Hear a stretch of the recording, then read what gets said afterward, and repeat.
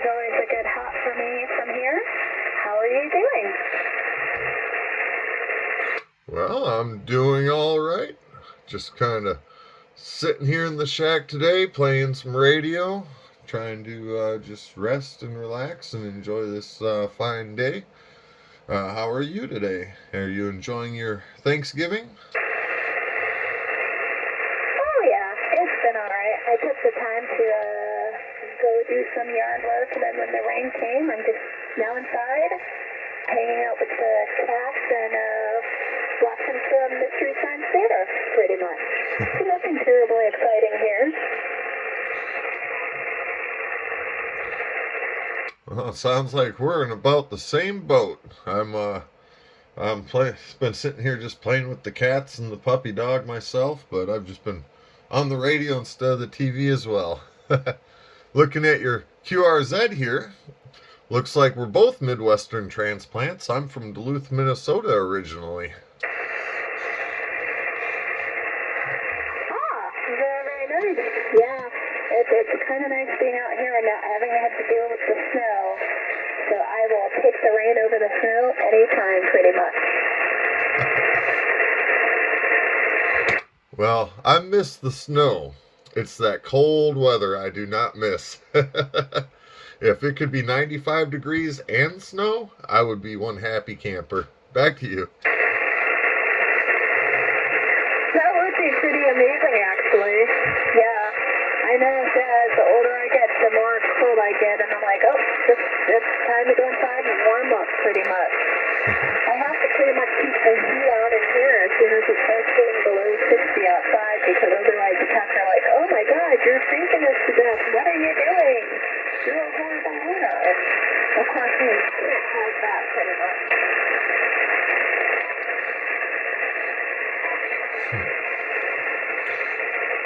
So, getting you entered into my log here, I've got you at a 58, over.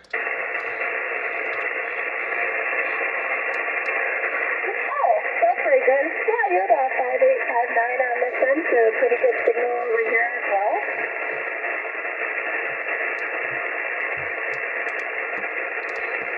well. All right, I QSL that, a 58 and a 58. Sounds like we're doing pretty good between Washington and California here today. Yeah, from here to like California, it's a really good hot for me, especially near, north of Sacramento. But yeah, California's pretty good, which is why I like the California QSO party so much. Yeah, the California QSO party was my first attempt at a contesting. And of course, I didn't have the logging figured out and all that. And I happened to be in one of the rare counties, and I kind of screwed it all up. But next year, I'm going to be well prepared.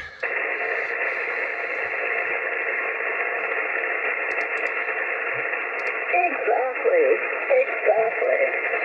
Yeah, I kind of thought, 30 meters would be a little more common today, but it actually looks pretty quiet on my end. Maybe it's still just a little bit too early. Yeah, I was kind of thinking the same thing. I thought the bands would be pretty busy today, and so far, not too much. Had seen some good DXing between Japan and the U.S. earlier on 15 meter. I was patiently waiting to get a chance to talk to a Japan station again, but the band conditions kind of went south before I had that opportunity. But yeah, so far not too many people on here, and well, I guess they're all just busy cooking dinner. Yeah.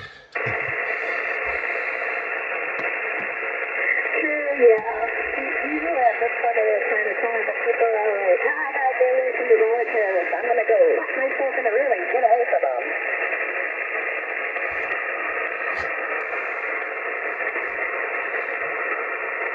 Yeah, reading your QRZ here, I'm a little bit jealous of you, of that 3-element step IR. That's one of the antennas I'd like to get here one of these days. Well, and you have a tower. That's pretty nice. I'm here within the next few weeks. I plan on making it to LA. I have a friend that has a 50-foot crank up for me, but In the meantime, I'm just on a horizontal 40-meter loop up about 35 foot. But seems like 35 feet up might be the trick for between Washington and California there. Back to you. Nice. That 50-foot takeoff will be super nice.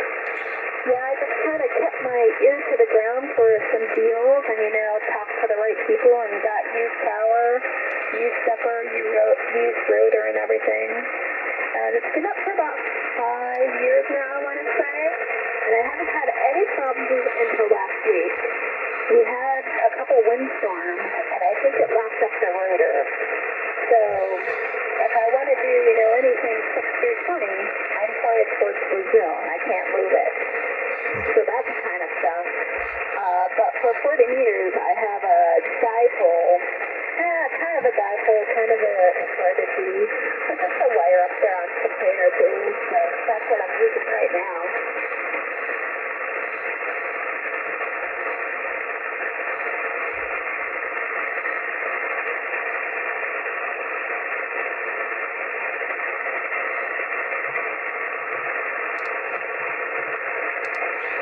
Yeah, I had some problems with some winds myself here.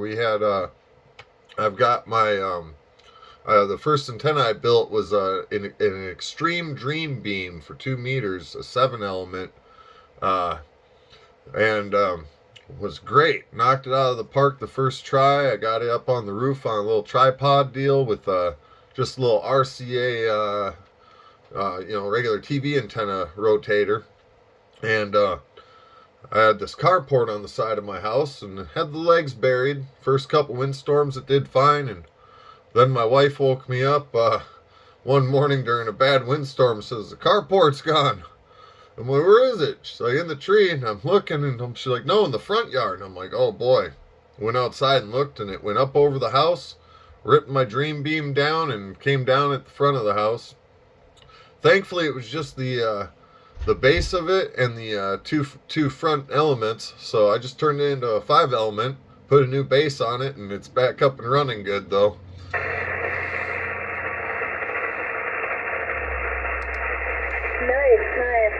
And how many watts are you running? Because you're still coming in here pretty damn strong.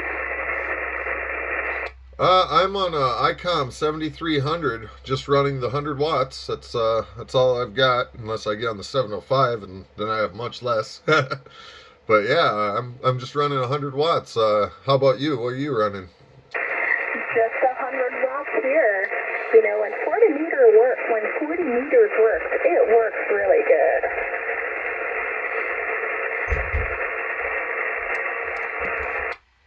Yeah, I've been really enjoying 40 meter. I'm actually planning here soon to change my 40 meter loop into a 160 meter loop. I live on an 80-acre walnut orchard, so I've got plenty of room for a big loop. And once I get that other tower up, that'll be pretty nice. But it just goes to show what they say. All you need is 100 watts and a wire, and you can make it around the world. Especially as we come up on the solar cycle here. I'm pretty excited to see what it brings. I'm only 2 months into my general and about 9 months into ham in general there, so I kind of think I got started at the perfect time. Oh, you definitely did. Yeah, this year so far actually has been pretty good. A lot of the stuff, of course, has been digital. Because even though the bands are getting better, that's still basically what I've been doing. But yeah, I've managed to snag I think it's 140 countries so far this year, just this year alone. So things are getting better, just way better. And I can't express my love for FT8 enough because it's been able to get some countries I don't think I'd ever would have got without in sideband or RIDI. Oh, but there's something much better. JS8 calls where I've been at. I like the fact that you can actually sit there and have a QSO, even with such a weak signal. I mean, it's the same as FT8, I guess, except for, you can do some reg chew as well. And, I've been Actually, quite frequently, I QSO with some fellas down in New Zealand and Australia, and I've made it down to Chile so far. My longest DX so far was Israel, 10 watts with the 705 with another QRP station.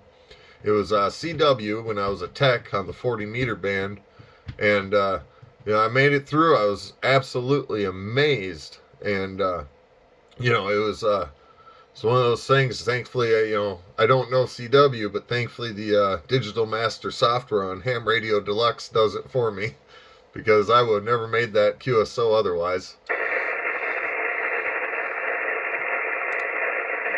Oh yeah, definitely. I've gotten so many of those as well with stuff like that too. And what was I gonna say? I had something I was gonna say, but I forgot. The cat walked in front of me here, and apparently she sucked out my brain about at that point.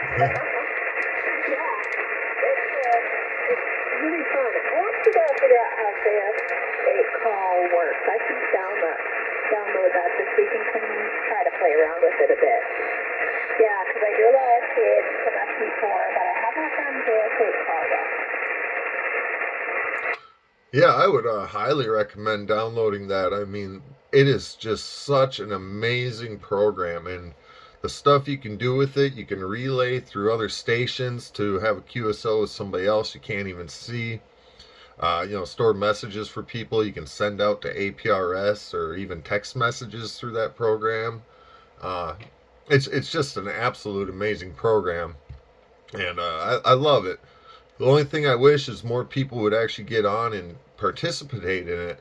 A lot of people just send out beacons and they don't really try and participate. And it's like, if you're just going to do that, do Whisper or something, because the JS8 is just so much to it that it's just an absolute blast to play around with. And I would definitely suggest you download it, and then you can hit me up. I'll help you be your first QSO on there.